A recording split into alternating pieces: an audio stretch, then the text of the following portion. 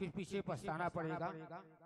कहते भी हैं सुनहु उमाते लोग अभागी, सुनहु उमाते लोग अभागी, हरि तजी हो ही विषय अनुरागी, विषय अनुरागी।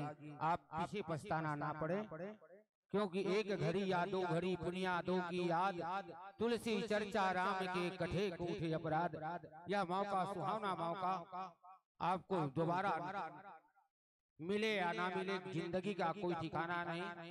आज आए हैं तो कल एक ना एक दिन तो हम सबको जाना पड़ेगा, लेकिन कुछ समय के लिए भगवान के प्रति प्रेम और आस्था विश्वास के साथ हम जमा लें तो हमारे काया का, हमारे जीव का जरूर उद्धार होगा।